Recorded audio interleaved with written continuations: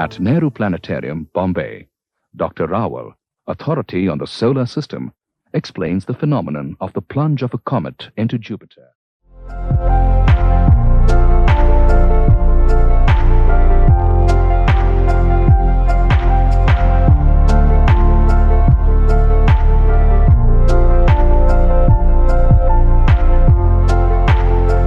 नमस्कार दोस्तों, मिस्टिक भारत गाथा में आप सभी का स्वागत है। आप जानते हैं कि हम ऐसी हस्तियों को आपके सामने लाते हैं कि जिन्होंने अपने दम पर, अपने बलबूते पर कुछ किया है और समाज के लिए कुछ किया है। ये दोनों हस्तियों को आपके समक्ष लाते हैं। तो आज हम जिन्हें लाए हैं वो एक ऐसी हस्ती है जो मैं तो उनका नाम सुनते ही फैसिनेट हो जाती हूँ, क्योंकि मुझे लगता है मैं उनके साथ कितनी सारी बातें करूं, आप भी उतने फैसिनेट हो जाओगे। डॉक्टर जे रावल, जो डायरेक्टर रह चुके हैं नेहरू प्लानिटोरियम के, वो एक साइंटिस्ट है। उनके बारे में मैं ज्यादा खुद ना बोल के, बिकॉज आप अगर गूगल करोगे तो उनकी सारी बातें आपके पास आ जाएगी। हम उनसे ज्यादा क्वेश्चन करेंगे और हम और चीजें जानेंगे। लेकिन आज हम जहां पर ये शूट ले रहे हैं, ये एक स्पेशल जगह है, हड़वद। क्यों? क्योंकि ये बॉर्न हुए हैं हड़वद में, और हमने डिसाइड किया कि हम उनका शूट करेंगे उनकी जन्मभूमि पर। वैसे रहते मुंबई में है, लेकिन यहाँ पर हमने शूट करने का डिसाइड किया। तो हम उनका शूट ले रहे हैं शरणेश्वर महादेव में, और जहां पर हमने उनसे रिक्वेस्ट की कि हम आपका शूट यहाँ पर ले सकते हैं। तो अब हम उनका स्वागत करते हैं। डॉक्टर रावल जी, आपका बहुत बहुत स्वागत है मिस्टिक भारत गाथा में। नमस्कार मैडम। नमस्कार। आप हमारे चैनल पर आए, ये हमारे लिए बहुत प्रिविलेज की बात है। Thank you so much. Yes madam. Doctor Rawal, आपकी जर्नी हड़वद से लेकर इंटरनेशनल लेवल तक बहुत फैसिनेटिंग रही है। एंड आपने अर्ली डेज में साइंस और एस्ट्रोनॉमी में कैसे आपको ऐसी अंतस्फूर्णा हुई कि आप उसके बारे में पढ़े आगे? तो प्रीति बहन, ऐसा है कि मैं जब 10 साल का था तो हमारी जो गली है, हमारा मकान है, उसकी गली है, उसके नाके पर हनुमान जी का मंदिर है और उसका ओटला है छोटा सा। तो 4 बजे धनतेरस का दिन था, दिवाली का, और तभी हमारे पास दुआना मम्मी ने दिया था, हमारी माता ने। तो 4 बजे तो भूख लगी थी, हम लोग को भूख बहुत लगती है व्यक्ति होती है, क्योंकि एक तो ब्राह्मण है। तो सिंह वाला एक निकला, तो 2 पैसे की सिंह लिया। लेकिन उस वक्त 2 पैसे की सिंह अभी 20 रुपये में भी नहीं मिलती, इतनी देते। और वो कागज की पूरी शंकु आकार की कोन टाइप, ये उसमें दिया। तो हमने खाया आराम से, पर एक दाना है ना, वो उधर ये उसके हैंड में फंस गया, अटक गया था। तो भाई भूख तो लगी थी, हम लोग तो ऐसा छोड़ेगा नहीं तो कि दाना कैसा फेंक दिया जाए। तो अंदर से ऐसा ना पूरी खोला, फिर ना वो दाना ये किया, दाना खाया। लेकिन नियति ऐसी कि हमने वो कागज फेंक नहीं दिया, ऐसा करके देखा और पढ़ा। तो उसमें ना ये आर्यभट्ट की स्टोरी थी। तो मुझे लगा कि 10 साल का बच्चा तो क्या आर्यभट्ट बनना चाहिए। वही जंतु है ना मगज में घुस गया था। और बाद में तो ऐसा था कि मेरा पहला पेपर तो कलकत्ता में छपा था, प्रोफेसर A.K. राय चौधरी। और बाद में मैं इधर बम्बई आ गया, TIFR में प्रोफेसर जैन नाली करके नीचे रिसर्च करने के लिए। लेकिन मैं नौकरी है ना ये नेहरू प्लानिटोरियम में करता था, लेक्चरर की ओर से, क्योंकि हमारा घर की स्थिति बराबर नहीं थी, तो नौकरी करनी ही थी। Not only research. तो हमने ना वो में ऐसा समझाता था सूर्यमंडल।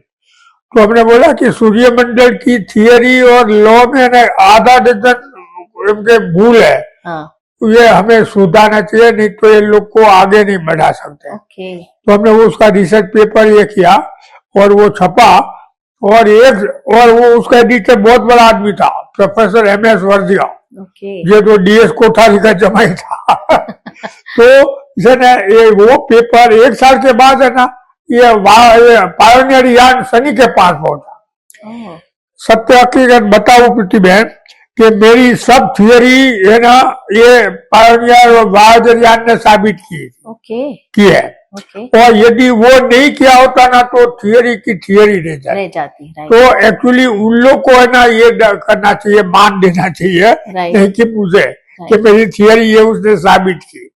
तो वो है ना उधर गया, ये 4 साल एक्सट्रीम कंडीशन में स्पेस की, टेम्परेचर -260 डिग्री, उसमें वो बचा। और नासा के विज्ञानियों ने वो है ना ये उसको चलाया और उधर पहुंचा और उसने फोटो भेजा कि भाई सैटर्न को 1,50,000 किलोमीटर की दूरी पर वलय है, फोर्थ वलय, जो अभी तक अनजान था। तो ये जब हमने सुना तो मेरे को बहुत आनंद आया था।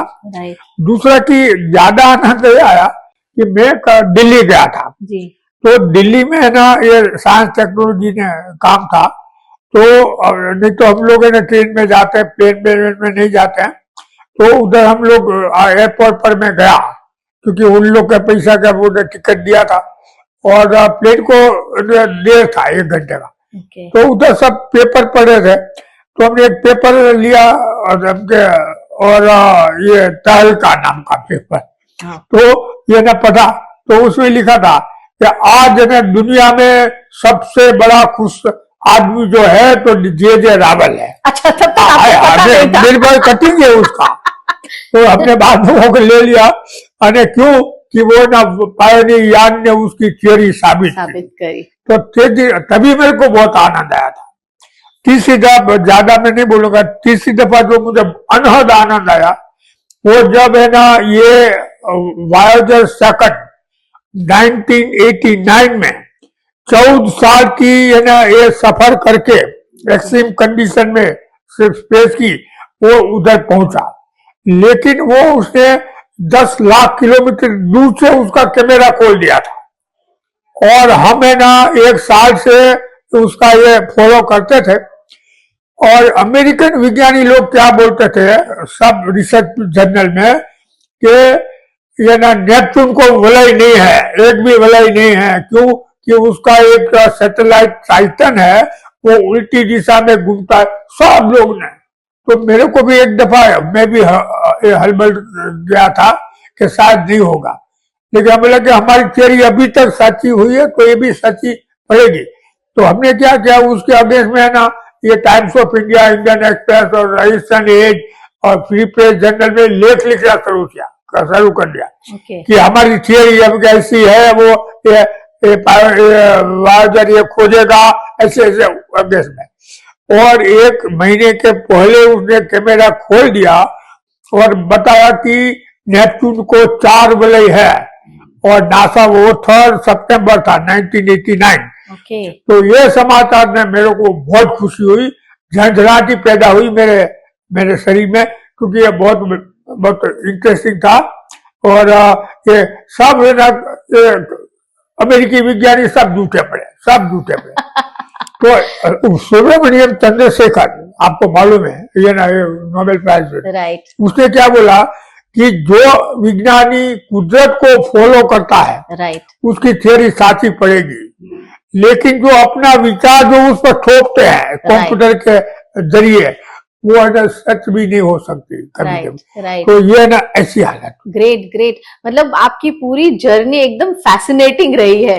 मैं नहीं मानता हूँ, मजा आ रही है जिंदगी में। मैं अभी थका नहीं, 83 में अभी भी मेरा जोम तो उतना ही है। और वही नहीं, ये ना अभी मैं 14 घंटा में काम करता हूँ। ये ना वो कई लोग को है ना हम काम नहीं करते उसको बोलते, क्योंकि बार बार बोलते हैं बोले करेगा ये 15 दिन के बाद आपका काम करेगा। मैं अभी इंटरव्यू भी बंद किया है क्योंकि मेरे को बहुत इंपॉर्टेंट काम अभी भी करना है। रिसर्च चालू है आपका।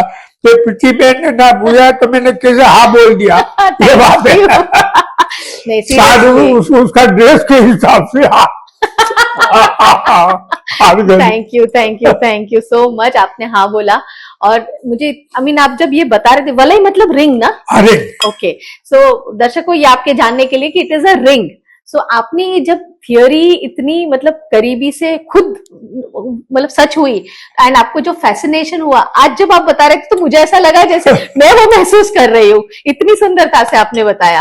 आपने 2 डिग्री हासिल करी है, अप्लाइड मैथमेटिक्स एंड एस्ट्रोफिजिक्स, तो ये क्या दोनों डिग्री ने आपके रिसर्च करियर को कैसे शेप किया? बात ऐसा है प्रीति बहन कि ये जो है ना, ये अपने संस्कृत में है, आनो बदला कर्तव्यो यंतु विश्वतः, let noble thought come to me from every direction. Right. तो विज्ञान वो लाइन पे चलता है और knowledge can not be compartmentalised. Right. ये तो बहुत बढ़ गया इस लेवल है, स्टैटिस्टिक्स है, मैथमेटिक्स और ये, और मैथमेटिक्स किधर नहीं है। ये न पर्णों में, पत्ता के रूप में, और ये फूलों के रूप में, ये पहाड़, ये नदियां, और ये रण, ये रेगिस्तान, ये सब देखो तो ये ना मैथमेटिक्स है। और लोग मानते हैं कि mathematics is the mind of God, और ये कुदरत महान, ये ना ये मैथमेटिशियन है। ये अपने सब देखो तो सब आकार में वो है ना, ये मंदिरों के आकार में, ये मस्जिदों के आकार में, और ये सब शिल्प कला में, तो ये ना मैथमेटिक्स का यही है। और अपन देखें कि ये जो अप्लाइड मैथमेटिक्स है वो है ना, क्या है, quantum mechanics and dynamics and relativity theory and field theory. और जो प्योर मैथमेटिक्स है वो है ना, ये टोपोलॉजी और रियल एनालिसिस, कॉम्प्लेक्स एनालिसिस, रिमाइंडमेंट ज्योमेट्री, फंक्शनल एनालिसिस। लेकिन आज ये मालूम पड़ता है कि अभी जो एस्ट्रोफिजिक्स चल रहा है, कॉस्मोलॉजी, उसमें प्योर मैथमेटिक्स का ना प्रदान बहुत है। राइट। और है ना, ये जो ये नहीं पढ़ेगा तो आगे नहीं बढ़ेगा, और वो अप्लाइड का भी है। और दूसरा क्या है कि एक ब्राउन नाम का बहुत बड़ा वनस्पति शास्त्री था, उसने क्या किया कि पोलन ग्रेन को पानी में डाला। तो ये हिलने लगा, तो कभी बंद ही नहीं हुआ, तो उसको मालूम नहीं पड़ता था कि ऐसा क्यों होता है। तो आइंस्टाइन में 50 साल के बाद आइंस्टाइन ने बताया कि जो पानी में जो रेणु और ये मॉलिक्यूल्स और अणु है ना, वो रैंडम मोशन करते रहते हैं, और वो उस पर ये सब पोलन ग्रेन है, इसलिए वो भी ये करते हैं। तो ये फिजिक्स का आइडिया है ना, बायोलॉजी में आ गया। दूसरा कि कैपिलरिटी, केशाकर्षण। तो केशाकर्षण सीधा तो ये है भौतिक शास्त्र नो, फिजिक्स नो, पर उसका यूज किधर है कि वृक्ष में मूल से टोच पर ये ना प्रवाही और पानी कैसे पहुंचता है। राइट। तो क्या है ना, वो केशाकर्षण से अपने जो शरीर है उसमें जो रक्तवाहिनी है झिरी, वो भी केशाकर्षण से ये काम करती है। तो ये देखो किधर जाता है वो, ये ना ये फिजिक्स किधर जाता है, और ये ना ये बायोलॉजी में। और ये अभी न्यूटन के नियम है, लेकिन वो न्यूटन के और कार भी है, तो ऐसी कार पड़ी रहेगी तो न्यूटन के नियम साबित नहीं होंगे, पर लेकिन उसमें ना ये पेट्रोल डालना पड़ेगा और बाद में चलेगा। तो न्यूटन में डायनामिक्स में रसायन शास्त्र आ गया। ये रॉकेट चलते हैं तो उसमें वो लिक्विड हाइड्रोजन, लिक्विड ऑक्सीजन डालना पड़ता है, ये केमिस्ट्री आ गई उसमें। राइट। और हम बड़े बड़े टेलीस्कोप से देखते हैं लोग, तो ये टेलीस्कोप कैसे भी क्या है, कुछ नहीं, लेंस एंड मिरर, तो वो केमिस्ट्री। तो ये ना, ये कोई भी दिशा में से आइडिया लो, इंटरडिसिप्लिनरी ये ना ये स्टडी बहुत इंपॉर्टेंट है। राइट। और जैसा कि ये समझो कि एक गुजराती है ना, पंजाबी में मैरिज किया, तो उसका जो बच्चा होता है होशियार होता है। yes. रियलिटी में हमने ऐसा केस देखा है। तो ये सब इंटरडिसिप्लिनरी बहुत अच्छी बात है। और अभी देखो कि ये हमने सिंगापुरी खाया, उसमें से हमने खगोल विज्ञान में किधर से आइडिया आ गया। राइट। और दूसरा कि वो एप्पल है ना, ये नीचे पड़ा पत्ता उसका, ये एप्पल का, और न्यूटन ने वो उसका नीचे पड़ते हुए देखा। राइट। उसमें से पूरा ग्रेविटेशन नियम आ गया। राइट। तो ये सब है ना इंटरडिसिप्लिनरी है। और ये विचार प्रोसेस है, और ये कैसे आता है मालूम नहीं, लेकिन वो उसको बोलते हैं कि जन्मजात विचार की शक्ति, और ये ना ये संस्कार ये सब है। Right right right. आपने इतनी सुंदरता से ये चीजें समझाई, नो डाउट जो कुछ टेक्निकल वर्ड्स थे वो समझ में नहीं आए, लेकिन इतना भाव समझ में आ गया कि आप कहना क्या चाह रहे थे। टेक्निकल वर्ड्स तो मेरे कई दर्शक होंगे जो साइंस के नहीं होंगे, जैसे मैं साइंस की नहीं हूँ, तो मेरे लिए वो डिफिकल्ट हो जाता है, पर आपने इतनी सरलता से उसको समझाया कि मेरे जैसे इंसान को भी समझ में आ गया। लेकिन प्रतिबेन में बोलूं कि ब्रह्मांड ने भाषा उत्पन्न की है जी।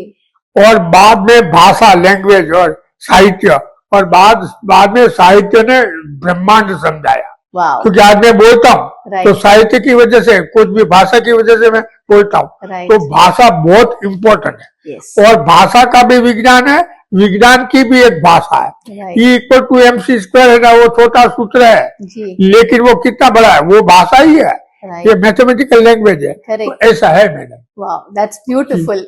डॉक्टर, आपकी लाइफ में कोई एक डिफाइनिंग मोमेंट या ऐसा कुछ अचीवमेंट जिसके बारे में आप हमें बताना चाहें? ऐसा तो प्रतिबेन हमने बताया कि डिफाइनिंग मोमेंट ऐसा, वो सिंह की पूरी खाते हम लोग ने, ये हो गया राइट। विज्ञानी। और ये जब के पायोनियर यान गया और ये उसने हमारी थियरी की साबिती दी, वो भी एक डिफाइनिंग मोमेंट है। राइट। वो मेरा फर्स्ट पेपर था बम्बई में, TIFR में, और TIFR के बड़े बड़े मानदाता, बड़े बड़े साइंटिस्ट उधर थे, और उस वक्त तो और भी थे। MTK मेनन इसका ये था डायरेक्टर। ओके। तो है ना, ये जो है, मैं क्या बोलता था कि ये जो है फर्स्ट पेपर, ये जब भी सच हुआ, ત્યારે बड़े बड़े उसके साइंटिस्टों को नवाई लगेली कि आ रावलडू नानू हजी ज्वाइन करी, उसने ये रिसर्च की और उसकी थियरी सच्ची पड़ी। तो कई लोग मानते नहीं थे, बाद में पूछते थे काई-स्क्वायर अप्लाई किया था, ये काई-स्क्वायर टेस्ट अप्लाई किया था, MLA को अप्लाई किया था, ये बात है। तो ये तभी करना मुश्किल था लोगों के लिए। Great great. सर, जैसे हमने आगे बात करी कि you were the first one जिसने अपने रिंग्स की थियोरी लिखी, तो ये थियोरी जब आप रिसर्च कर रहे थे उसके पीछे क्या माइंडसेट था? ये बहुत अच्छी बात है, क्योंकि हमें सूर्यमंडल का स्ट्रक्चर और रचना समझाने का निश्चय किया था। तो तभी है ना, लोग, ये बोडेज नाम का एक नियम था, 1 डजन उसमें मिस्टेक थी, और वो बोडेज लॉ जो था वो है ना, वो रिंग सिस्टम को ऐसा कुछ समझाता नहीं था। तो रिंग तो सिस्टम है ही है, और ये तभी ओनली सैटर्न को ही वलय थे, ऐसा ये मानते थे लोग, और उसको 3 वलय है वो ऐसा मानते थे। और ये जो गैलीलियो है उसने 1610 में ये ना, ये सैटर्न को देखा था, लेकिन उसके इक्वेटर पे थोड़ा बल जैसा मालूम पड़ता था, और बाद में उसे छोड़ दिया, उसे मालूम नहीं पड़ा। लेकिन ये 1656 में ये जो क्रिस्टियन हॉयगन्स है, पेरिस ऑब्जर्वेटरी का रिसर्चर, उसके पास थोड़ा बड़ा टेलीस्कोप था, उसने देखा तो लगा ये तो सदी के तारों और पट्टा है, जैसा टायर का पट्टा है ना। राइट। बाद में वो बड़ा विज्ञानी मैक्सवेल, उसने ये रिसर्च करके बता कि वो पट्टा नहीं है, वो तो छोटे बड़े ये ना आइस कोटेड ये पत्थर है। तो है ना, बाद में उसके ही ये ऑब्जर्वेटरी, ये पेरिस ऑब्जर्वेटरी उसका डायरेक्टर ये कसिनी था। तो आपको याद है तो कसिनी एक स्पेस शॉप गया था ये सैटर्न का अभ्यास के लिए, लाखों अरबों रुपया का। तो ये कसिनी ने अभ्यास किया ये सैटर्न का, उसका जो असिस्टेंट था उसने वलय खोजा, और लेकिन उसका ज्यादा डिटेल अभ्यास वो कसिनी ने किया। नहीं तो आजकल क्या होता है कि बड़ा साहब होता है ना, वो काम नहीं करता है, वो ऐसी बात है। लेकिन उसके अपने शिष्य का ही काम उसने किया और बताया कि वो पट्टा नहीं है, उसमें ना एक खाली जगह है, ये बराबर 2 पट्टे के बीच में, उसको बोलते हैं कि कसिनी गैप। तो अभी भी तो ये बाद में एक कर्कवुड करके दूसरा खगोल विज्ञानी, उसने बताया कि भाई ये तो गैप है, एक और भी गैप है। तो ये कसिनी ने बताया कि ये सैटर्न के रिंग में गैप है, और ये बहुत बड़ी बात थी। ये गैप है उसने बहुत आगे बढ़ा दिया है ये सब सैटर्न को भी। और बाद में कर्कवुड ने बताया कि भी एक और भी गैप है, तो उसका 3 भाग हो गया। तो सब लोग है ना अभी मानने लगे कि सैटर्न को 3 वलय है, लेकिन वो सैटर्न का वलय शनि का 1656 में खोजा गया और बाद में थोड़ा साल में, लेकिन 1977 तक कोई विज्ञानी ने, खगोल विज्ञानी ने प्रश्न नहीं पूछा कि जो सैटर्न ने वलय है तो ये जुपिटर, यूरेनस, नेपच्यून ऐसे ही है उसके माफी के ग्रह, उसको क्यों नहीं है? इतना साल तक है ना वो कोई ने प्रश्न नहीं पूछा। और हमने से ना वो ये रिसर्च पेपर में बताया कि वो यूरेनस को है ना ये वलय माला है, क्योंकि हमें I was the first person कि जो ये रिंग सिस्टम को समझाने वाला दुनिया में, राइट। और तो मैं उसको में लागू किया तो ना बताया कि भी यूरेनस को वलय है। तो इसे ना ये थॉट प्रोसेस आ रीते चली। और बाद में हमने ना क्या किया कि ये लाप्लास बहुत बड़ा खगोल विज्ञानी था और गणित शास्त्री, लाप्लास ने एक ना 3 ग्रह लेके उसके बीच का रेजोनेंस, गुरुत्वीय स्पंदन कैसे होता है बात की, लेकिन बाद में उसे छोड़ दिया। तो हमने ना ये पढ़ा वो उसका काम, और हमें सोचा कि ये 3 ग्रह का ये स्पंदन किया है, आगे क्यों नहीं किया? तो हमने आगे किया और पूरा सूर्यमंडल में लागू किया। और तो ये ट्रूथ लॉ ऑफ लाप्लास, तो ये ना ये जब भी हमने वो पेपर तैयार करके डिस्कशन करने को गया जयंत नालीकर के पास, तो प्रोफेसर नालीकर ने क्या बोला कि रावल आपने एक नई रेगुलरिटी सूर्यमंडल में खोजी है कि वो है ना ट्रूथ लाप्लासियन लॉ। तो ये है ना बहुत इंपॉर्टेंट, वो है ना ये उसने भी बताया कि सूर्य को वलय होना चाहिए, सूर्य और बुध ग्रह के बीच में 2 ग्रह होना चाहिए। और बाद में हमारा क्या क्वेश्चन था कि हमें है ना सूर्यमंडल की रचना की थियरी देना था, और वो ना फिजिकल थियरी। तो हमने 2 साल, आप नहीं मानेंगे, 2 साल तक हमने पूरा उसका लिटरेचर का अभ्यास किया, ये थी मेरे मगज में ना ऐसा कुछ आइडिया आ जाए कि ये मैं ना ये कर सकूं। और ये ना ऐसा ही सब पढ़ा। तो बाद में हमने सोचा कि ये जो सौर बादल है, सोलर नेबुला, ये जब उसका कोलैप्स होने लगा, कंट्रैक्शन होने लगा, संकुचन होने लगा, तो है ना वो रोस लिमिट के जरिए होता है, in terms of Roche limit. तो ये हमने ऐसा ही किया 1, 2, 3। तो बाद में है ना ये प्लूटो आया, नेपच्यून है, तो उसका डिस्टेंस बराबर आया। तो है ना बुध का डिस्टेंस जितना था जो बता रियल ऑब्जर्वेशन में, ये शुक्र का, पृथ्वी का, मंगल का, asteroid belt, Jupiter, Saturn, Uranus and Neptune, तो बड़ा तभी मेरे को बहुत हिम्मत आ गई, नियम बराबर है। बाद में है ना क्योंकि मालूम नहीं पड़ता ना कि ये बाद में क्या होने वाला है, नियम तो नया खोजा, अभी वो आइडिया से आ गया। बाद में हमने उसको रेजोनेंस के साथ में कनेक्ट किया, तो रेजोनेंस भी बराबर आ गया। तो ये थियरी है ना ये हमें दी। और बाद में हमें लगा कि ये सोलर सिस्टम है ये ना, और ये जो सैटेलाइट सिस्टम है, जुपिटर, सैटर्न, यूरेनस, नेपच्यून, तो ये सब है ना उसकी प्रतिकृति है, ये मिमिक सोलर सिस्टम, वो उसकी नकल है। और इसमें क्या है कि सूर्य ना ये तारा है, क्योंकि उसके पास इतना बड़ा पदार्थ है, तो वो है ना उसने न्यूक्लियर हमके फोर्स जनरेट किया, न्यूक्लियर एनर्जी, और वो प्रकाश देता है। ये बेचारे थोड़ा पदार्थ में कम हो गए, इसलिए ना वो न्यूक्लियर रिएक्शन नहीं कर पाए, तो लेकिन वो उसका सिस्टम तो बराबर है। तो हमने वो है ना पूरी वो थियरी उसको लगाया सैटेलाइट सिस्टम में, तो उसको बोलता है contraction of the sub solar nebula, ग्रहों की कॉन्ट्रैक्शन कैसे जन्म हुआ। तो उसमें से मालूम पड़ा कि जुपिटर को वलय है, जुपिटर को कितने सैटेलाइट है, यूरेनस को वलय है, कितने सैटेलाइट है, नेपच्यून को 4 वलय है सैटेलाइट, सब उसमें से बात।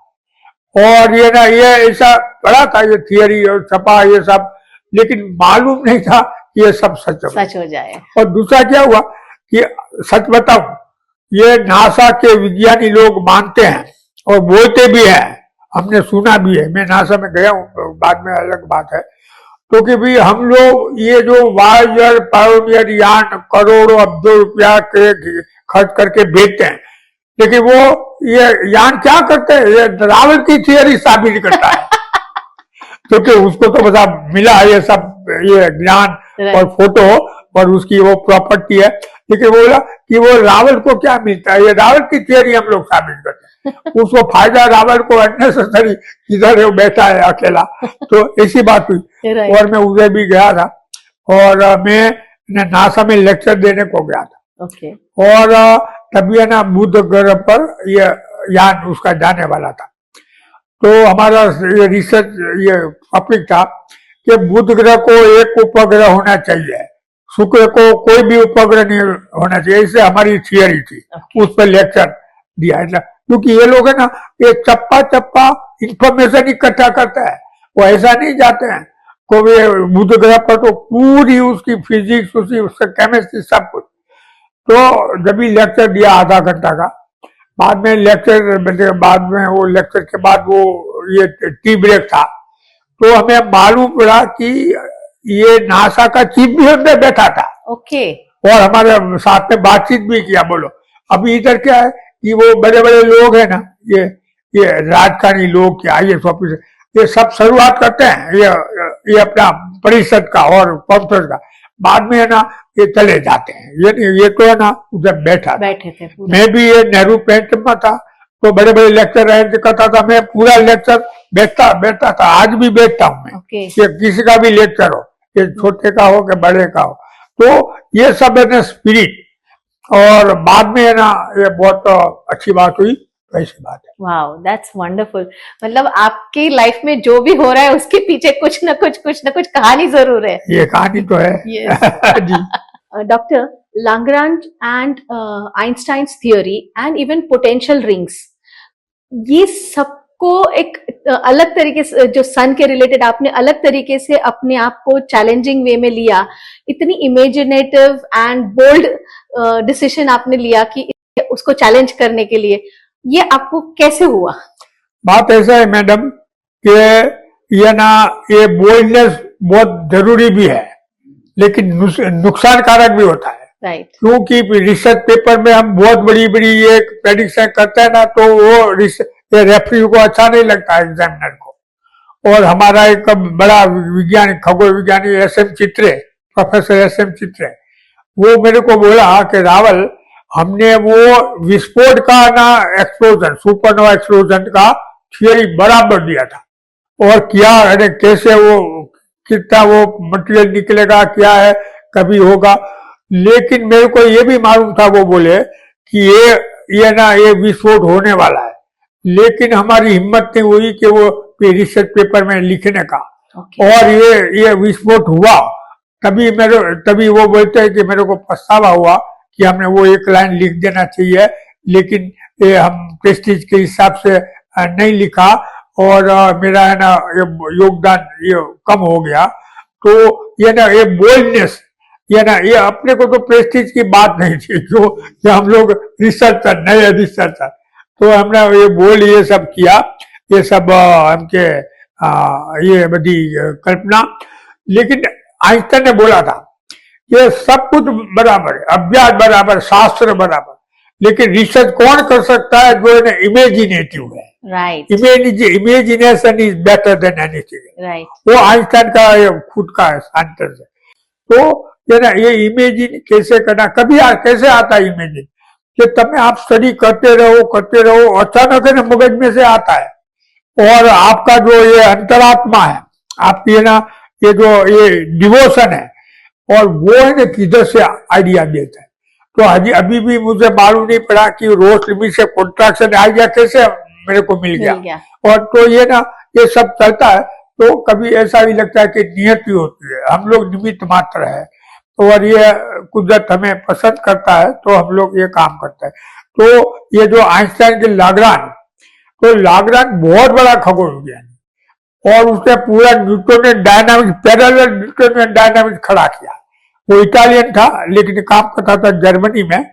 और ये ना उसने क्या किया कि कॉम्प्लेक्स ग्रेविटेशनल इक्वेशन सॉल्व किया, ये समीकरण, और बताया कि पृथ्वी है, उसकी कक्षा है, उसकी संलग्न 5 बिंदु है जिधर है ना ग्रेविटेशनल फोर्स 0, क्योंकि वो ये ना जैसा कि सूर्य वो ग्रेविटी डालता है चंद्र पर, ग्रेविटी फोर्स, ये चंद्र भी उस पर है ना ग्रेविटी फोर्स करता है। तो एक बिंदु ऐसा आता है जिधर वो ये हो जाता है, बैलेंस हो जाता है। तो इसे जो सरका होता है तो तराजू के माफिक होता है, लेकिन ये ना ये समान नहीं है, तो वो है ना ये लाग्रांज बिंदु। तो उसे क्या हुआ कि उसे 5 पॉइंट किया, तो सब लोग हंसने लगे कि भाई लाग्रांज बहुत बड़ा मैथमेटिशियन है, वो ऐसा खोजेगा, लेकिन वो तथ्य है ना ये कोई सच्ची बात नहीं होगी, ये तो सब उसका ये करने लगे। लेकिन बाद में 20वीं सदी में ये जुपिटर का अभ्यास करके, क्योंकि वो अभी टेलीस्कोप बड़ा बड़ा हो गया ना, तो मालूम पड़ा कि जुपिटर को ये ना ये सैटेलाइट है L4 पॉइंट पर, उसको बोलता है कि ये ये ट्रोजन सैटेलाइट। ट्रोजन की थियरी, ये स्टोरी है ट्रोजन की और उसकी, तो ये ना ये 5 बिंदु ने बाद में छोड़ दिया, 5 बिंदु निकाल। अभी हमने वो लाग्रांज का स्टडी किया। ये रिसर्च में क्या होता है कि आपको स्टडी करना चाहिए, बड़े बड़े लोगों का रिसर्च पेपर को पढ़ना चाहिए और समझना चाहिए, उसमें से आइडिया लेना चाहिए कि वो किधर उसमें भूल है, उसको एक्सटेंड कर सकते हैं कि नहीं। तो ये सब है ना ये प्रोसेस है। तो ये ना हमने 1990 में ये सोचा कि ये लाग्रांज ने ये 5 पॉइंट किया, लेकिन उसका फिजिकल मीनिंग क्या, और वो उधर क्यों है और कैसे आया उधर। तो भले उसने 5 ये पॉइंट इक्वेशन सॉल्व करके दिया, लेकिन तो वही है ना हमें काम किया। हमने बताया कि सूर्यमंडल है, तो सूर्यमंडल का जो सोलर नेबुला है उसका हम लोग ने डिस्टेंस निकाला था कि सोलर नेबुला की रेडियस कितनी होनी चाहिए, वो हम लोग ने एस्टैब्लिश किया कि ऐसा नहीं कि कोई भी बादल है ना ये सबको ये कॉलेप्स होता है, कि वो 15,000 अरब किलोमीटर का उसका है ना ये रेडियस है और उधर से वो शुरू हुआ। तो ये जो पॉइंट है ना वही लाग्रांजियन पॉइंट, तो दोनों बाजू है ना वो लाग्रांजियन पॉइंट आता है L1 L2। आज ये ना हमारा जो ये आदित्य है वो L1 पॉइंट पर है अंदर के भाग में, और वो 15 लाख किलोमीटर दूर है। तो है ना ये जो चंद्र है वो अंदर है, चंद्र उसको हैरान नहीं कर सकता, बीच में नहीं आ सकता। और A2 पॉइंट पे है ना ये जेम्स वेब टेलीस्कोप है, तो नासा ने अरबों रुपया का ये बहुत महत्वाकांक्षी है ना ये प्रोजेक्ट रखा है, तो ब्रह्मांड का अभ्यास करता है। और उसका ना तो हमने ये बताया, तो ये सब सिस्टम को लागू पड़ता है, कि धूमकेतु को, उपग्रह को, ग्रह को, सबको जन्म ऐसा ही हुआ है ना, तो ये ना वो जनरलाइजेशन हो जाता है। तो ये सब है ना थॉट प्रोसेस है, और ऐसे आइडिया है ना हम लोग आगे बढ़ाते हैं। और अभी लाग्रांजियन पॉइंट का उपयोग किया, क्योंकि उधर स्पेस कॉलोनी डाल सकते हैं आराम से, क्योंकि उधर फोर्स नहीं है। आप पूरा ना ये कॉलोनी डालेंगे और आराम से, और बाद में कोई प्रॉब्लम नहीं आएगा। और दूसरा कि उधर है ना सोलर पैनल खड़ा कर सकते हैं बड़े बड़े, और फिर उधर से ना बिजली हम लोग पृथ्वी पर ला सकते हैं, और फिर तभी तो ऐसा जब होगा तो बिजली का भाव 1/10 हो जाएगा इधर। तो तीसरा कि उधर है ना ये मिरर डाल सकते हैं, मिरर, और वो जब भी मिरर ना सूर्य की ओर होगा तो पृथ्वी पर अंधारा हो जाएगा, और जब भी वो है ना ये सूर्य के सामने होगा और इस बाजू होगा तो ना ये रात में दिन हो जाएगा। तो ये जो है ना रात में दिन में रात बना सकता है, कंट्रोल कर सकते हैं। हाँ, क्यों कि वो है ना ये मिरर का कैसे घुमाते हो, कि बहुत गर्मी लगती है, अभी ये समर ये है और गर्मी ऋतु, तो है ना वो मिरर है ना सूर्य के सामने रख देगा, तो उसका पीछे का भाग है ना ये परछाई में आ जाएगा, परछाई में, और इधर है ना गर्मी नहीं लगेगी। और है ना रात हो गया और मैच खेलना है, और ये अपना बनाना है, पैसा है ना बचाना है, और एरोप्लेन एयरपोर्ट सब रात को चलता है, उसको ऐसा करोगे तो कोई लाइट की जरूरत नहीं, खुद ही जबरदस्त लाइट, वाह, लाइट की जरूरत नहीं पड़ी। तो ये सब उसका तो इस पे भी काम चल रहा है क्या? हाँ, उसमें काम चल रहा है। ये ना बात ऐसा है कि ये विज्ञानियों, अमेरिकी विज्ञानियों ने उसकी मैप सब कुछ किया है। पैसा जो मिल जाएगा ना तो ये 5 साल पॉसिबल हो जाएगा। पॉसिबल। वाह, दैट्स एक्सीलेंट। ये लेकिन पैसा की प्रॉब्लम है ना विज्ञानियों को पैसा का प्रॉब्लम है बहुत बड़ा। डॉक्टर रावल, आपकी अभी जो करंट रिसर्च चल रही है उसमें आपने मास को as a 5th dimension explore किया है। क्या आप उसे सरल भाषा में समझा सकते हैं ताकि हमारे दर्शक उसको समझ सके? बात ऐसा है कि ये ना एम के सिस्टम है, के मेजरमेंट नहीं, के एम के एम એટલે એમ કે મીટર, કે એટલે કિલોગ્રામ અને એસ એટલે સેકન્ड। આ ત્રણ बहुत फंडामेंटल है और इंडिपेंडेंट है। हाँ, तो ये एम के सिस्टम, तो न्यूटन ने क्या किया कि एम के मीटर का यूज किया, सेकंड का यूज किया, लेकिन ये टाइम है ना बाहर से उसे नापा घड़ी से, तो उसमें थोड़ी मिस्टेक आई थी 2-3। तो वो रिमूव करने के लिए ये आइंस्टाइन ने क्या किया कि वो टाइम को ही एक डायमेंशन बना दिया। और तो उसने भी ये ना ये मीटर यूज किया और सेकंड किया, लेकिन बीच वाला जो किलोग्राम था वो बेचारा सेम उसकी कंडीशन, वो भी कोई उसको ये ना छुआ नहीं। तो हम लगा कि चलो मास को है ना एक ये बनाते हैं, ये डायमेंशन। लेकिन जब डायमेंशन, ये बात ऐसा है कि ये ना पूरी इनके आइंस्टाइन थ्योरी ये क्या ना किस पर है, तो क्या मेजरिंग डिस्टेंस बिटवीन 2 पॉइंट्स। क्योंकि ये ना ये प्लेन में वो स्ट्रेट लाइन होती है और ये जो है ना ये ग्रेविटी है ना वो कर्व हो जाती है। तो ये आइंस्टाइन ने ये किया, और तो मैं ये बात कर रहा था कि ये ना ये एम के से मास, तो ये ना ये जो मूल जो सिद्धांत है वही है ना हमारे भारतीय बौद्धायन ने किया था। x² पर y² इक्वल टू r²। बाद में ये पाइथागोरस ने 200 साल के बाद a² पर b² इक्वल टू c² किया। वो 2 डिमेंशन x² पर y² टू r²। अरे बाद में z 3 dimension x y z, x² पर y² z plus z² equal to r²। तो आइंस्टाइन ने टाइम लिया, तो ने वो प्लस t²। तो ये ना तो उसने ये लिया है, लेकिन आइंस्टाइन ने टी को समय है ना वो ये सेकंड में नापा जाता है, और ये डिस्टेंस है ना वो तो लेंथ है, वो मीटर में नापा जाता है। तो कैसे कन्वर्ट करना, तो आइंस्टाइन ने ना ये टी से सी से गुण दिया, सी टी। तो आइंस्टाइन की जो लेंथ है टी એટલે 1 सेकंड, लेकिन उसको लेंथ में जब ये किया जाए तो 30 करोड़ किलोमीटर होता है, 30 करोड़ मीटर। तो इतना ना बड़ा हो जाता है क्योंकि वो सीटी है। तो ये ना ये सब ऐसा हुआ। उसका मतलब ये हुआ कि हम जब वो टाइम को देखते हैं तो है ना वो सब सप्रेस हो जाते हैं, एक एक्स वाई जेड वाला। और ये अभी भी हम लोग बैठे हैं, लेकिन टाइम के उसमें तो हम लोग चलते हैं पर सेकंड 3 लाख किलोमीटर चलते हैं हम लोग एक सेकंड में। हाँ, 3 लाख किलोमीटर। तो ऐसी बात है। तो अपने हमें क्या प्रॉब्लम था कि मास को कैसे लेंथ में कन्वर्ट किया जाए, क्योंकि लेंथ ही सब यूज या नापती है ना पूरा ब्रह्मांड। राइट। तो कैसे, तो उसका जो ऐसा कांस्टेंट हम लोग ने खोज निकाला, 1 साल से वो विचार करते थे, वो g/c²। तो वो ना ये जब ये मास से मल्टीप्लाई करेगा तो लास्ट में वो लेंथ देगा, लेकिन कितनी लेंथ देगा, 1 मीटर के बजाय वो 10⁻⁻28 10 बिलियन बिलियन बिलियन मीटर, इतनी छोटी।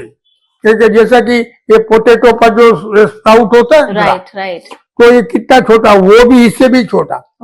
तो जब वो मास कम है तो वो उसका मतलब नहीं है।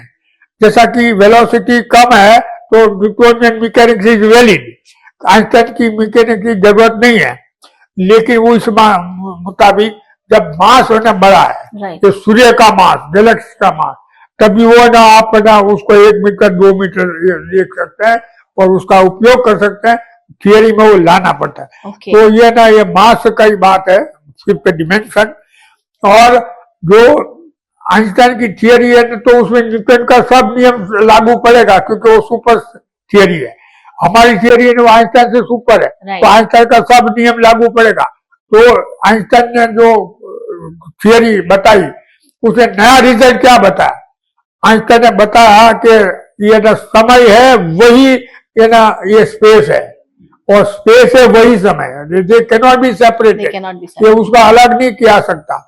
और इलेक्ट्रिक फील्ड है वही मैग्नेटिक फील्ड है। Okay. और ये बताया कि कोई चीज चलती है तो वो चलने की डायरेक्शन में वो ना कम होती है उसकी लेंथ, और ये जब घड़ी चलती है तो वो धीमी पड़ती है, और E=mc², और ये सब आइंस्टाइन ने बताया।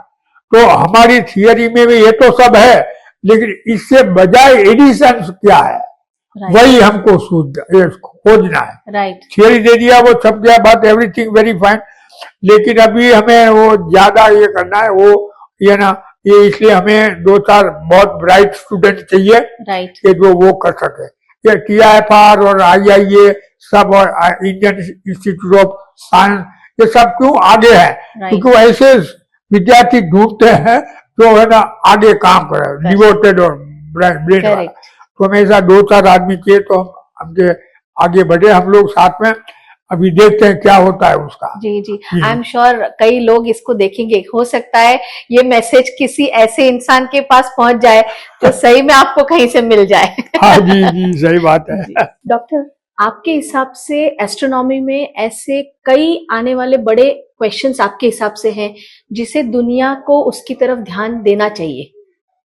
तो एमा प्रतिबेन, एक क्वेश्चन तो यही है कि विज्ञानियों ने प्रूव किया है कि इलेक्ट्रोमैग्नेटिक फील्ड, विद्युत चुंबकीय क्षेत्र और इलेक्ट्रोवीक એટલે આ રેડિયેશન આપણા મેડમ ने किया था ना, रेडियो एक्टिविटी का फोर्स, और तीसरा है न्यूक्लियर फील्ड। तीनों ना एक ही फोर्स के ये एस्पेक्ट है। राइट।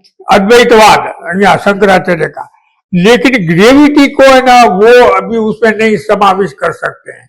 यदि ग्रेविटी हो जाए तो एक ही फोर्स है, वो तो उसका अलग अलग रूप है, मात्रा, तो ये साबित हो जाए। वो है ना क्वेश्चन स्टैंडिंग है। दूसरा क्वेश्चन यही है कि जो ये गैलेक्सी है वो रोटेट होती है, तो उसका रोटेशन कर्व है ना ऐसा नीचे जाना चाहिए एक्स एक्सिस की ओर, लेकिन वो है ना एक्स एक्सिस से पैरेलल जाता है। तो उसका मतलब ये होता है कि उसको ऐसी चीज है उसको खींचती है, प्रवेगी बनाती है, और ये ना और ये यूनिवर्स है वो है ना ये एक्सेलरेटेड है, वो नीचे डिसलेटेड होगी ही नहीं यूनिवर्स। तो ऐसा जो विचार है वो बोलते हैं कि वो डार्क एनर्जी ऐसा करता है, नाम दे दिया डार्क है, क्या है वो डार्क एनर्जी कुछ मालूम नहीं, क्योंकि वो समझ में नहीं आया। बोले कि कोई मैटर है, कोई फोर्स है जो ऐसा करता है, तो यही ढूंढने के लिए भी ये है। और तीसरा है कि स्ट्रिंग थियरी। अभी क्वांटम मैकेनिक्स को का यूज करने के लिए वो पार्टिकल के बजाय वो स्ट्रिंग है, इसे पार्टिकल है ना के बजाय स्ट्रिंग है, ऐसा वो लोग आइडिया लेते हैं। पार्टिकल का क्या होता है कि वो जब उधर जाता है तो इन्फिनिट हो जाता है, इसलिए वो ना ये थियरी है ना वो जो स्ट्रिंग है ना वो इन्फिनिट नहीं करने देगी और वाइब्रेशन करेगी, तो वो क्वांटम मैकेनिक्स लागू पड़ेगा। तो ये सब है ना ये सब माथापच्ची चलती है। अभी कब तक वो ये साबित होगा ये मालूम नहीं। और क्वांटम मैकेनिक्स और क्वांटम क्लॉक અને ક્વોન્ટમ કોમ્પ્યુટેશન आपको मालूम है कि ये ना this year is universal year of quantum mechanics. और ये जो क्वांटम क्लॉक है वो 1 सेकंड का 10 अरब भाग कर सकते हैं।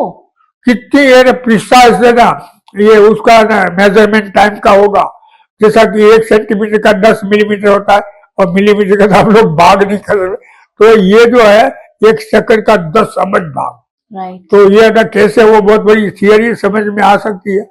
तो ये जरा भी है ना उसमें ये गलती नहीं होगी। और accurate measurement of time and distance, ये बहुत बड़ी चीज होगी। अभी देखते कि क्या ये ना आगे बढ़ते हैं। Great great great. डॉक्टर, आपने 4000 से ज्यादा आर्टिकल्स लिखे हैं और कई लेक्चर्स दिए हैं, तो आपके अनुसार आज की डेट में साइंस कितनी जरूरत चीज है दुनिया के लिए? बात ऐसा है मैडम कि हमें ना भूतकाल तो जानना ही पड़ता है। राइट। अभी वो कोई स्टूडेंट रिसर्च करने को आएगा तो हम लोग क्यों उसका इंटरव्यू लेता है कि वो कितना जानता है भूतकाल का, और बाद में आगे बढ़ेगा। तो इसलिए ये ना हमें लोगों को ये विज्ञान क्या है और विज्ञान कैसे उत्पन्न हुआ और अभी कितना बढ़ गया है तो उसको समझाना बहुत जरूरी है। हमारे जो गांव है छोटे छोटे, उसको तो कुछ मालूम नहीं है, तो आज शुरू करेंगे तो 10-20 साल में वो जानने लगेगा कि ये मोबाइल क्या काम करता है और ये जो है ये ना ये वेव्स क्या है, वेव थियरी क्या है। क्या बड़े बड़े विज्ञानी लोग का जीवन बच्चों को पढ़ना चाहिए तो उसको इंस्पिरेशन मिलेगा और कैसी कंडीशन में उनने काम किया, जैसा कि फेरेडे, रामानुजन, एडिसन। तो ये सब जानने के लिए हमें ना सब लोग को बताना चाहिए कि हमारा भूतकाल क्या था, अभी विज्ञान कितना आगे बढ़ा, विज्ञान क्या है, ये सब ये गैलेक्सी वो सब क्या है वो बताना चाहिए और तो ही वो वेल इक्विप होगा। Correct correct. नहीं, बहुत जरूरी है। मुझे लगता है कि ये कुछ ऐसी बेसिक एजुकेशन है जो हर बच्चे को बचपन से ही देनी चाहिए। हाँ, और ये ओपन है, ओपन है, ओपन यूनिवर्सिटी के बात में। Correct correct correct. सर, आपने काफी स्टूडेंट से इंटरेक्शन किया है, तो आपके लिए सबसे रिवॉर्डिंग वो क्या चीज है जब आप स्टूडेंट से इंटरेक्शन करते हैं in regards to this particular field? बात ऐसी है मैडम कि ये आप ब्रह्मांड क्या है, ब्रह्मांड की लाइफ लाइन क्या है, जीवन रेखा क्या है, ज्ञान विज्ञान। विज्ञान पोते ज्ञान है, ज्ञान। जब बच्चों को जितना भी हो अपने अपने फील्ड में ज्ञान लेना चाहिए, खुद को आगे बढ़ना चाहिए, फैमिली को तो ही आगे बढ़ेगी फैमिली, तो ही देश आगे बढ़ेगा। तो उन लोग को बहुत सातत्य से सब कुछ पढ़ना चाहिए और ये ना ये ऐसा अस्थिर नहीं चला जाने, दूर ऐसा नहीं भटकना चाहिए और अपनी फैमिली का तो ही कल्याण होगा, खुद का भी कल्याण होगा। तो ये है ना उन लोग को ये करना चाहिए। और दूसरा कि माँ कुरु धन जन यौवन गर्वम, माँ कुरु धन जन यौवन गर्वम हरति निमेषात काल सर्वम। काल सबका नाश कर देता है। तो है ना ये बड़े होकर भी है ना अभिमान जो करेगा वो रावण का भी नहीं रहा है, तो ये समझना जरूरी है। तो वो हल्का फुल्का रहेगा वो, और ये ना अपना रियल इंसान की ओर से रहेगा। नहीं तो सब बड़े बड़े ऑफिसर लोग अपने आप को क्या मानदाता मानते हैं, बहुत पैसादार लेडीज अपने को महारानी मानती है, ये सबको तुच्छ समझता, ये नहीं, बराबर नहीं ये बात। राइट। ये है ना, तो ये आप बच्चों को हमेशा आपके लेक्चर में समझाते हैं, सिखाते हैं? हाँ, ये सब कुछ हम तो बहुत कुछ समझाते हैं। 4000 लेक्चर ऐसे नहीं दिया है। करेक्ट। और पीपीटी से समझाते हैं। राइट जी। सर, जैसे हम आपकी मातृभाषा, मेरी मातृभाषा गुजराती है, वैसे रीजनल कई लैंग्वेजेस है और हिंदी, तो ये भाषाएं साइंस को लोग कम्युनिटी में बढ़ावा देने के लिए कैसे रोल प्ले करती है? ऐसा है मैडम कि सीवी रामन के, सत्येंद्र नाथ बोस के, पीसी वैद्य, सब लोग मानते थे कि मातृभाषा में ये ना ये होना चाहिए स्टडीज अप टू एसएससी कम से कम, और वो सही बात है। और ये मातृभाषा पर जब पकड़ आ जाती है ना तो सब भाषा में आ जाती है। और मातृभाषा के साथ में संस्कृत भी होना चाहिए कि जिससे हम लोग है ना अपना पूरी पर्सनैलिटी डेवलप हो जाए, अपन को विजडम मिले, वो है संस्कृत में है और वो तो माता सब लैंग्वेज की माता है। और ये जो इंग्लिश है वो है ना बाजू में रखा चाहिए। ये तो अंग्रेज लोग आए तो ये किया, अंग्रेजी बहुत इंपॉर्टेंट है क्योंकि आज है ना ये इंटरनेशनल लैंग्वेज है और सब भाषा, सब बड़े बड़े साइंटिस्ट बाद में लास्ट 500 ईयर्स में ये उधर हुए, लंदन में हुए, ये पेरिस में हुए, तो ये बहुत जरूरी है। लेकिन वो है ना लेकिन वो एब्सोल्यूट नेसेसरी नहीं है। लेकिन हम लोग उसको अंग्रेजी को पकड़ के बैठे। हाँ, अंग्रेजी बोलते रात में रखो, लेकिन पकड़ के बैठना नहीं चाहिए। और देखो अभी जर्मन में जाएंगे, जर्मनी में तो जर्मन भाषा चलती, फ्रांस में जाएगा फ्रेंच चलती है, और जापान में जाएगा तो जापानी, ये जापानीज का एक विज्ञानी नोबेल प्राइज मिला, वो जापान के बाहर कभी नहीं गया, तो उसको जापान के बजाय कोई लैंग्वेज नहीं आती है, बोलो। ये है ना, वो है ना, बहुत नोबेल प्राइज मिला। Mean language is not important, ये तो उसको समझना ये बहुत जरूरी है। और क्या ये है नेसेसरी, ये चीन में जाओ तो चीनी भाषा चलती है, तो ये ना ये जरूरी है। हमारे पास एक एग्जाम्पल है, हमारी लड़की है ना, वो ये मल्होत्रा में मैरिज किया है, और वैष्णव है पूरा, वेजिटेरियन। और ये तो ये उसको बच्चा जन्मा तो ये सब गुजराती बोलने लगा, तो वो बोलता नहीं था। तो हमने बोला कि ये ना ये हिंदी भाषी है, हिंदी में बोलना शुरू कर दो तो वो बोलेगा। तो ये 6 महीने के बाद हिंदी में बोलने लगा, तो वो फर्स्ट क्लास हिंदी बोलने लगा, क्योंकि वो डीएनए आरएनए में होता है। तो माता का है ना और माता पिता का, तो ये मुताबिक चलना ही पड़ता है हमें। और तभी बाद में जब मैच्योर हो जाए कोई भी भाषा सीखो। हम भी जन्म जानते रहे, उतना ही नहीं, हम आइंस्टाइन के घर पे रहकर आए हैं, और लेकिन वो जिंदा नहीं था, मृत्यु हो गया। ये उसका जो मकान है कापुत में, ये ना ये बर्लिन के नजदीक में, तो उधर है ना विज्ञानियों को बोल दिया आइंस्टाइन ने कि हमारा घर है ना ये गेस्ट हाउस बना दो, और विज्ञानी लोग आएंगे उसको मुफ्त में रहने दो। तो अपन लोग भूतिया लोग उधर एप्लीकेशन किया, तो हमें 1 वीक के लिए रहो।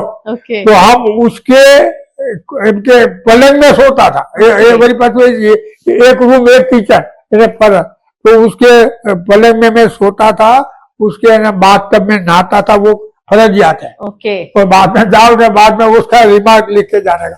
तो ये सब बात है। तो ये जो लैंग्वेज है, आइंस्टाइन है ना लगभग है ना एक जर्मनी में बोलते थे, और जब वो अमेरिका में आए हैं तो अंग्रेजी शुरू किया, लेकिन बाद में वो बीच में ना जर्मन भाषा में शुरू हो जाता था, क्योंकि वो मातृभाषा है। और उसके जो उसका ओरिजिनल पेपर पढ़ना है तो जर्मन जानना जरूरी होता है। तो ये सब लैंग्वेज है और पॉसिबल है, लेकिन अपने को ना ये ऊपर से बोलना है कि भाई भाषा करनी है अब मातृभाषा, तो मातृभाषा में करो ना, सब ये बुक चाहिए, सब कन्वर्ट करना पड़ता है, और अंग्रेजी को बाजू में रखने का, जिसको पढ़ना है वो पढ़े, और जरूरी भी है। तो ऐसी बात राइट। तो कहीं ना कहीं आपका ये मानना है कि हमारी जो मातृभाषा होती है वो हमारे ब्रेन डेवलपमेंट में भी काम करती है? जी। Wow, that's wonderful. ये ना, क्योंकि डीएनए आरएनए में है वो, और ये माता पिता के, ये वही है भाषा। आई थिंक ये हमारे दर्शकों को, ये मेरे लिए भी आज एक न्यूज है कि क्यों हम ये सब बोलते हैं कि मातृभाषा जरूरी है, लेकिन उसको हम एक गर्व के रूप में लेते हैं। लेकिन आज साइंटिफिकली ये प्रूव हो रहा है कि आपकी मातृभाषा कैसे आपके ब्रेन डेवलपमेंट में हेल्प करती है। थैंक यू सो मच ये बताने के लिए कि हमको ये चीजें भी काम लगती है। मैं गुजराती में पढ़ा हूँ, बाद में है ना ये थोड़ी तकलीफ पड़ी, लेकिन मेहनत करो तो इंग्लिश में आ जाता है, नो प्रॉब्लम।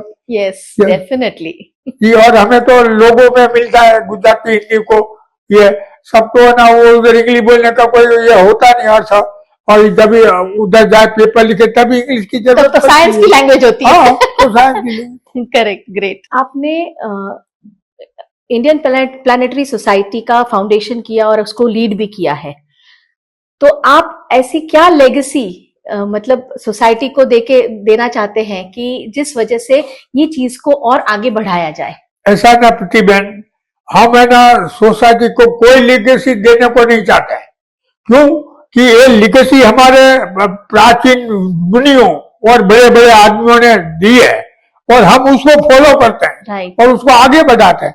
तो वो अपनी लिगनेसी है ही नहीं, गुरुओं की लिगेसी है। और ये जो है ना हमारे ऋषि मुनियों ने वेद, उपनिषद, गीता पढ़ो, और उसमें से सब कुछ मिलता है। राइट। आई थिंक जर्मनी तो गीता को लेके सर पे लेके नाचे थे। आज आर्म्स एंड एम्यूनेशंस, ये सारी चीजें पर रिसर्च भी किया जाता है। कहीं ना कहीं हमारे शास्त्र का बहुत बड़ा आधार है, योगदान है, बहुत बड़ा रियली में योगदान है। और गीता में, ये सब वेदों में, और ये पुराण में जो कथा है, अभी हम इधर कथाकार नहीं बनना चाहते, ये 16 स्टोरी में बताऊं जो वैज्ञानिक है और इंटरेस्टिंग है। राइट।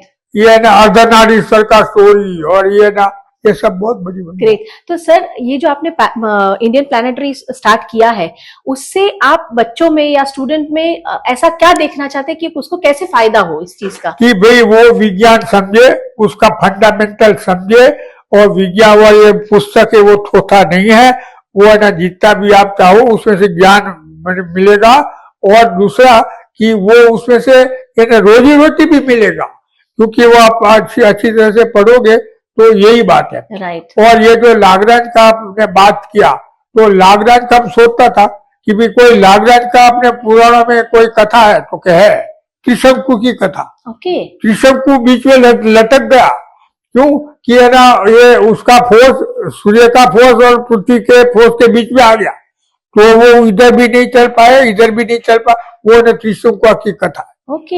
हाँ, तो है ना वो ये जो लागरांज बिंदु है वो त्रिशंकु का बिंदु है एक्चुअली, और ये सब पूरी कथा है विश्वामित्र और ओके। और विश्वामित्र उधर क्या कथा है कि वो त्रिशंकु को, ये त्रिशंकु महाराजा, तो वो ना बोला, वो उसका पेट शिष्य था विश्वामित्र का, कि हमें सदैव उधर जाना है स्वर्ग में। वो विश्वामित्र बहुत बुद्धिशाली, बहुत बड़ा ये था विद्वान, उसको मालूम था कि कोई नहीं जा सकता, फिर भी प्रेम था उसको भी अपने शिष्य पर, तो कि चलो भेज देता हूँ, भेजा तो ऊपर जाता था, तो ये इंद्र को मालूम पड़ा कि ये सदैव कोई आदमी है ना स्वर्ग में आता है, तो उसने नीचे घबराने का शुरू किया। वो उसको मालूम पड़ा ये विश्वामित्र को, ये तो नीचे आता आबरू का सवाल है, तो है ना वो ऊपर फोन देने लगा, तो वो बीच में लटक गया। वही है एक्चुअली ये लागरांज बिंदु, कुछ नहीं है। मतलब हमारे माइथोलॉजी स्टोरीज में एक्चुअली साइंस को तो समझाया अगर बहुत है, मैं 16 स्टोरी कर सकता हूँ, लेकिन अभी टाइम नहीं। राइट। नहीं, इट इज डेफिनेटली, ये कुछ नया एंगल समझने को मिला। हम माइथोलॉजिकली रीड करते थे, लेकिन आज इसको साइंटिफिकली समझे। Yes definite. सर, जब आपका प्रोफाइल पढ़ रही थी और पता चला कि you have interest in music, art and history, तो मतलब साइंस एंड ये चीजें, तो ये तीनों चीजें में जो आपको इंटरेस्ट था, उसने आपको साइंस में कैसे हेल्प किया? बात ऐसी है कि साइंस क्या किधर नहीं है, राइट। सब में साइंस है जो आप देखो तो, और ये साइंटिफिक वो है ना एटीट्यूड रखनी चाहिए। अभी ये जो नृत्य है वो पूरा ना ये विज्ञान पर चलता है, वो रिदम है, और ये जो सूर्य है वो गोल गोल घूमता है, गैलेक्सी के बाजू बाजू घूमता है, ग्रह उपग्रह ये सब जो है वही सेम रिदम है वो। राइट। और तो ये सब ना दूसरा की ये ना संगीत तो कितना वही है ना, वे उसकी थियरी है पूरी, और सीवी रामन ने पहले ना संगीत पर ही पेपर निकाले थे, तो ये संगीत तो है ना ये नाद ब्रह्म है, और ये नाद है सुनना जरूरी होता है कि सब ब्रह्म का, तो ये ना माइंड ट्रेन होता है। और आर्ट, अरे बड़े बड़े मंदिर आप है ना मीनाक्षी मंदिर देखोगे तो मालूम नहीं क्या है बना है, आज है ना राम मंदिर बना, वो है ना ये अपना ये है ना दिल्ली का कुतुब मीनार, ये सब देखो, ये सब कला है। और दक्षिण का मंदिर देखो, एक एक मंदिर जबरदस्त, वही है ना माइंड को फीड करता है, माइंड की है ना अंतर शक्ति को बढ़ाता है, अंतर ऊर्जा को बढ़ाता है। इमेजिनेशंस एंड आई मीन बोलते हैं ना कि वो एक इंक्विजिटिवनेस होना चाहिए जानने के लिए कि और क्या है इसमें। तो बस हम आगे बढ़ा because of intuition and because of ये इमेजिनेशन। यस डॉक्टर साहब, आपने रिसर्च साइंस में काफी लंबा वक्त बिताया है, तो अभी बहुत सारे रिसर्चर्स हैं, उनको क्या एडवाइस देना चाहते हैं? ये जो हमने बताया कि वो है ना आगे बढ़ो यंग लोग, लेकिन मैं अभी वो आपका वो क्वेश्चन भी कर देता हूं कि हम लोगों को क्या बताना चाहते हैं कि देखो ये ना ये ब्रह्मांड है जी, ब्रह्मांड में ब्रह्मांड है तो गैलेक्सी है तो है ना ये सूर्य जैसे तारे हैं, सूर्य है तो है ना पृथ्वी है तो हम है, और हम है तो पृथ्वी को अर्थ मिलता है, नहीं तो ऐसे कैसे कितने उपग्रह वो चाहे नहीं उधर, तो कोई पूछता भी नहीं उसको, देखता भी नहीं। और ये पृथ्वी है तो सूर्य को अर्थ मिलता है, सूर्य है तो गैलेक्सी को अर्थ मिलता है, और गैलेक्सी है तो ब्रह्मांड को, तो ये हमारा कनेक्शन है। और हम इधर हलवद में हैं तो हम लगता है कि हलवद से ना ये ब्रह्मांड का केंद्र है, ऐसा देखोगे तो। ओके। अभी बम्बई जाएंगे तो लगेगा ये बम्बई है ना ब्रह्मांड का केंद्र। मीन्स ये every point on the earth is the centre of the earth, okay, but no point is the centre of the earth. Okay, तो कुदरत वो ऐसी काम करती है कि आप हमारे सब है ना बहुत इंपॉर्टेंट है, लेकिन बहुत आप गड़बड़ करोगे तो आपका जैसे हमें कोई पड़ी नहीं है। तो नो पॉइंट इज दी, तो ऐसी बात है। करेक्ट। तो ये ना आपका लास्ट क्वेश्चन का मैं ये कर दूं। बिल्कुल बिल्कुल, प्लीज। नहीं नहीं, थैंक यू सर, आपने बहुत अच्छे से हमारे दर्शकों को सब जानकारी दी। और आई एम श्योर कई रिसर्चर्स या जिनको छोटे बच्चे हैं जिनको साइंस में इंटरेस्ट होगा, ये पॉडकास्ट सुनने के बाद वो और जागरूक होंगे और अच्छी तरह से कर पाएंगे। हमारे साथ जुड़ने के लिए आपका बहुत बहुत धन्यवाद। नमस्कार मैडम, आप you. आए इधर हलवद में और हमें ये चांस दिया, ये बच्चों को ये देने के लिए, लोगों को इनके बताने के लिए विज्ञान क्या है, इस बदले में आप लोग का आभारी हूँ। अरे सर, हम आभारी है, मतलब हम आपके कृतज्ञ है कि आपने हमारे चैनल को हाँ बोला कि आप हमारे चैनल पे ये इंटरव्यू देंगे। बहुत बहुत धन्यवाद। Thank you very much. तो दोस्तों, ये थे डॉक्टर जे रावल, जिन्होंने इतनी सरल भाषा में हमें विज्ञान को काफी हद तक समझाया, हमारे करीब लाया।